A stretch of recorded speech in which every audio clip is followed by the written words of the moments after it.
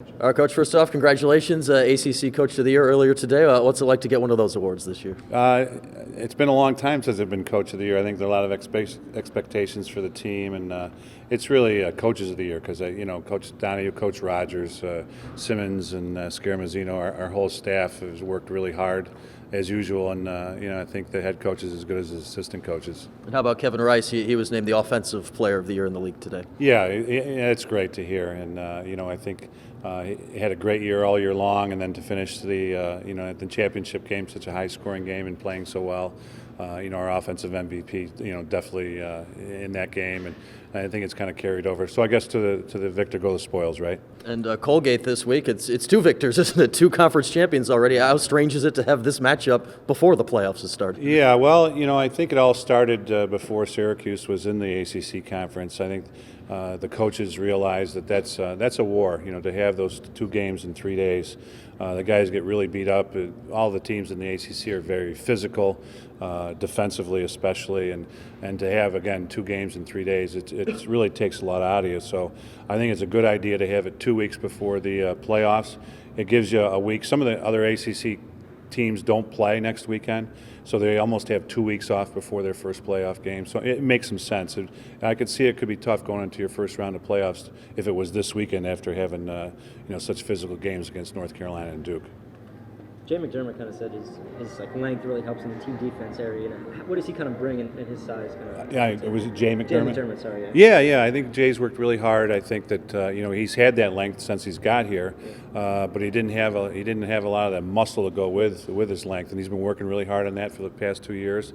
I think it's starting to pay off. I think he's done a great job, especially one-on-one these last couple of games, playing some of the best attackmen in the country, and we're really happy with his progress. He said when he first came in as a freshman, he didn't want a redshirt. He wanted to be a part of the team. How does that kind of help any player if they're really a part of it even as a freshman? Yeah, it's getting so competitive now, and especially ourselves here at Syracuse, where we have a little larger roster than some schools.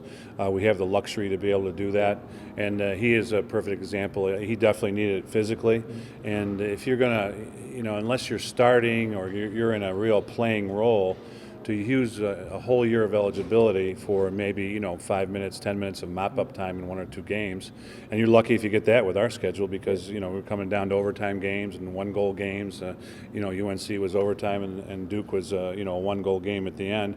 Younger players that don't have the experience aren't getting in those games, so at least it gives them the option of that 5th year, and most times they're playing their best lacrosse. Kevin was saying after the game on Sunday that having the ACC tournament the way it is, 2 top-flight teams in 3 days, it's almost like practice, for lack of a better term, for the NCAAs. How much do you agree with that sentiment? Oh, definitely. It's right there with the Final Four. You're playing, the top. I think in the tournament, top. All teams I think were in the top 6 or top 5, whatever it was, maybe 1 through 4. And I think that to prep. To get your physical conditioning and then to basically have a practice with a Final Four weekend, that's definitely what it was. How about this Colgate game? You mentioned it's a little different maybe to have the game in the week between. How do you maybe prevent a letdown knowing it's not the ACC tournament or the NCAA and it's now just another regular season game? Well, I think that's our job as coaches, and especially our seniors do a really good job of preparing on their own. There are a lot of film available on teams now that you can access and the guys can watch on their own. And us as coaches got to say, hey, this team just won their tournament. They're feeling good about themselves. They're definitely in, so they can play a little looser. And a win against Syracuse would probably help them in the seedings. Had you thought about maybe not playing a game like maybe some of the other ACC teams and getting that extra week off? Yeah, I have, and I guess I've seen some teams do that in the past, and they come out a little rusty, in their first round. And look what happened to us last year, with Bryant. We did have a game the week before, but graduation day, a lot of distractions. So we've got to guard against that. But I like the fact that we can play another game. We're still gonna we're gonna get some rest this week, and we're gonna have a whole nother week, and we can kind of hopefully stay sharp in that game. Gives us another road game too, and we haven't had a lot of those this year. I think we're more battle tested now, especially coming off the ACCs. But I think early in the year when we hadn't been on the road, that hurt us some. So we've got another road game to help us get ready.